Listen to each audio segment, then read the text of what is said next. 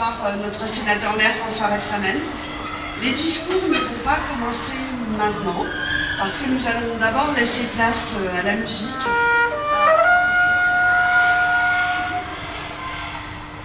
Vienne la nuit, sonne l'heure, les jours s'en vont, je demeure.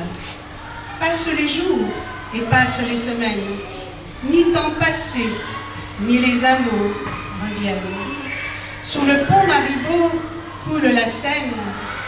Vienne la nuit, sonne l'heure, les jours s'en vont, je demeure. Merci.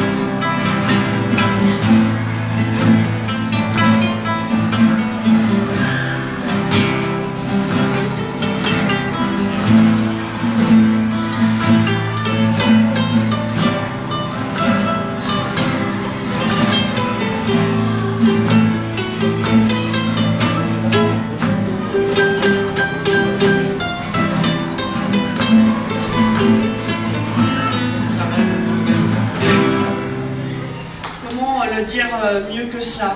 Comment dire que cette 32e édition, alors dans la tête des plus anciens du quartier, pour ne pas dire plus anciens en âge, soyons respectueux, que dans la tête des plus anciens du quartier, 32 ans, c'était une fête qui s'appelait la Galu, chacun a des souvenirs sur cette histoire, et qu'aujourd'hui c'est devenu jour de fête à la Fontaine-Douche, et que jour de fête à la Fontaine-Douche, c'est une construction comme celle que vous avez vue là en action, c'est-à-dire des artistes professionnels, des jeunes, amateurs. Dans amateur, il y a le mot aimé, j'aime bien le rappeler. Voilà, amateur, ça ne veut pas dire en dilettante, ça veut dire qu'on fait les choses parce qu'on les aime.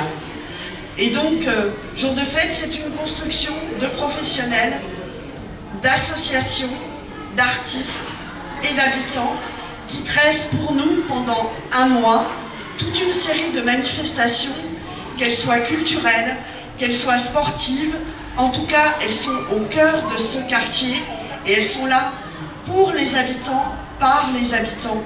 Mais plus largement que le simple quartier de la Fontaine-Douche, cette manifestation concerne tous les Dijonnais. Et donc, il faut d'abord la féliciter, bien évidemment, avec toute l'équipe qui l'entoure. Le pôle vie des quartiers, le service d'affaires culturelles de la ville de Dijon, bien évidemment, puis tous les élus du quartier qui participent régulièrement aux réunions quand ils en ont la possibilité, puisque parfois ils sont pris par des conseils d'école aussi également dans le quartier. Donc je pense à Joël Lemouzy, Badia Masloui, André Gervais et Mohamed Izimer qui nous rejoint, qui est conseiller délégué de quartier des Grésilles, où là aussi, dans ce beau quartier, il y a également un beau festival, Grésilles en fête, qui fonctionne très bien.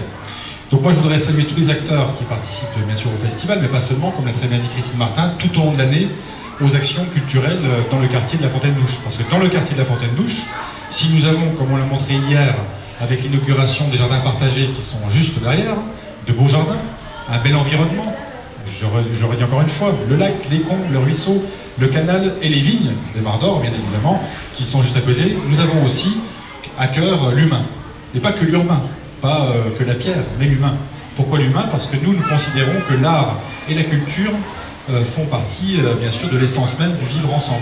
Et parce qu'il y a de l'art et de la culture, il y a du vivre ensemble.